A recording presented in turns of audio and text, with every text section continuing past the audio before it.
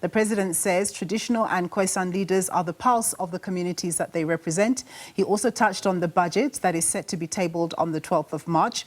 SABC News reporter Bulelani Phillip has more on the story and he joins us from Cape Town. A very good afternoon to you, Bulelani. Tell us more.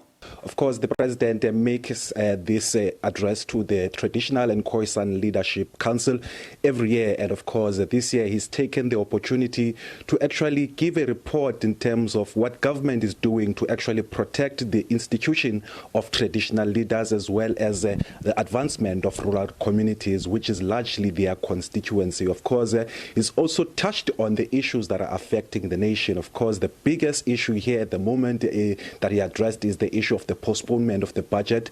Really, Nombu calling for calm amongst traditional leaders, as well as calling on them to actually ensure that they rally their communities around this government of national unity, that they're going to find each other before the 12th of March, when the Finance Minister, Enoch Godongwana, actually is expected to deliver that budget speech. Of course, the president says that in other countries where there is a multi-party government, if they don't meet each other on the issues of budget, those governments actually collapse. But he says right here at home, he doesn't anticipate that because they are working together with all the 10 member parties that are within the GNU.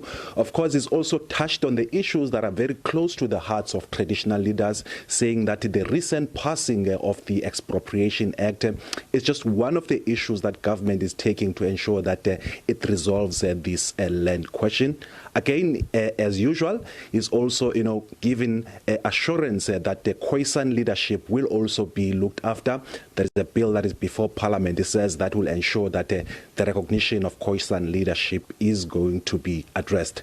Again, on national issues, is saying that the Khoisan and the traditional leaders must also take the opportunities that will be presented by the South Africa hosting the G20 this year, which is a first for the African continent. It says that they must harness their trade and the institutions to ensure that they take opportunities that will be arriving at that. Is also called on them to use the networks that they've got from the recent mining in Indaba to ensure that the mineral resources that are endowed in their communities are actually coming to benefit the communities that they are falling under. On issues affecting the nation, is also called on the traditional leaders to ensure that they work with government in fighting gender-based violence. It's also said that government is also concerned about the deaths of initiates, and he said that the COGTA minister, Velengosini Hlabisa, is actually working with stakeholders to ensure that this pandemic is coming to an end.